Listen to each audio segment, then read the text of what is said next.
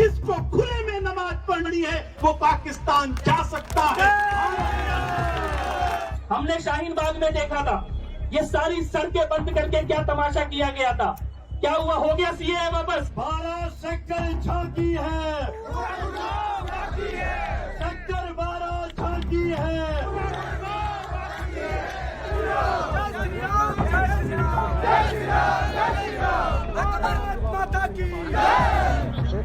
जिन्होंने पूरा जीवन हिंदू हितों के लिए लड़ा है, मैं उनके नाम का प्रस्ताव करता हूं।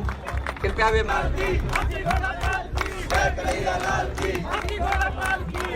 अगर विरोध हुआ तो खुले में नमाज का हुआ, वो कहेंगे और करते रहेंगे।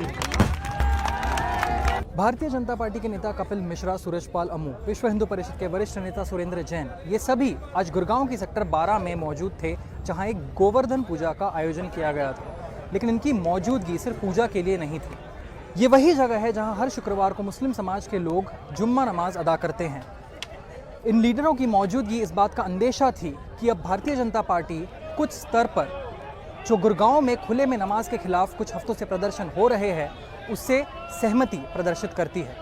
ये राइट विंग ग्रुप्स की तरफ से एक शक्ति प्रदर्शन था कि किसी भी प्रमाण का पुलिस एक्शन प्रदर्शनकारियों पर, इनकी मूवमेंट पर रोक नहीं लगा सकता है। हर हफ्ते धार्मिक गतिविधि के नाम पे सड़कें बंद करना, ये गुरुग्राम प्रशासन ने भी माना है कि नहीं होगा और देश में कहीं भी नहीं होना चाहिए। हमको चाहिए अस्पताल जाने की आज़ादी, दफ्तर जाने की आज़ादी, सड़कों पर चलने की आज़ादी, दुकान धंधे काम नौकरी पे जाने की आज़ादी। सड़कों को बंद करना नहीं चलेगा। हर हफ्ते सड़कें इस प्रकार से बंद नहीं की जा सकती हैं। सड़कें क्या होती हैं? सड़कों का उपयोग अपनी राजनीति के लिए मत कीजिए।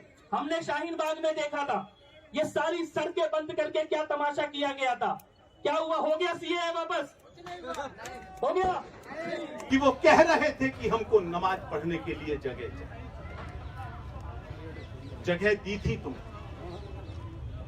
जगह दी थी 1947 में। इन तुम्हारे कहने पर तुमको पाकिस्तान दे दिया नमाज पढ़ने के लिए। जिसको खुले में नमाज पढ़नी है वो पाकिस्तान जा सकता है। केवल 12A में नहीं, केवल गुरुग्राम में नहीं, पूरे देश के अंदर तुमको खुले में नमाज नहीं करने दी जाएगी।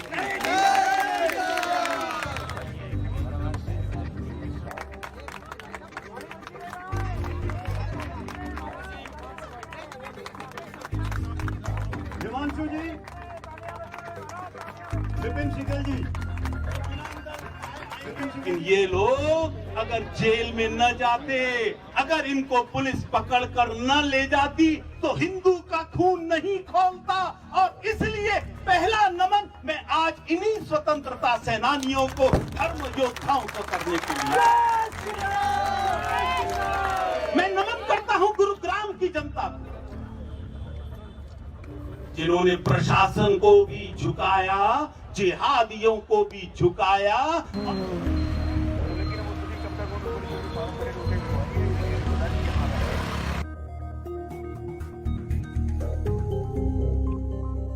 मीडिया का ये जो भ्रम बना रखा था प्रशासन ने और मुस्लिम नेताओं ने, पिछले 15 दिन में इसी विषय को ही हाईलाइट किया है। कोई जगह अलॉटेड नहीं थी, कोई जगह चिन्हित नहीं थी।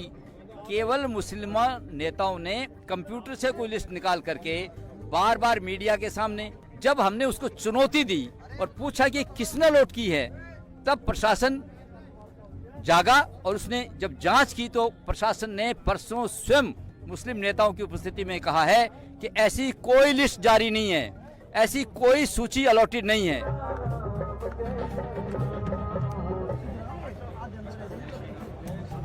प्रशासन को भी मानना पड़ रहा है। मुस्लिम समाज ने भी ये बात मानी है कि इस प्रकार की कोई लीगल लिस्ट नहीं थी जहाँ पे उनको परमिशन दी जाए। और मैं पुनः ये कहना चाहता हूँ कि हमको चाहिए आज़ादी, सड़कों पर चलने की आज़ादी, अस्पताल जाने की आज़ादी, दफ्तर जाने की आज़ादी, नौकरी पे जाने की आज़ादी। और धर्म के नाम पर हर हफ्ते सड़कें बंद करना किसी के भी हित में नहीं है। Global Contractors and Builders, Architecture, Civil Engineering, MEP, Interior and Exterior, Commercial Residential Construction. Your dream, we deliver. Let us build your dream.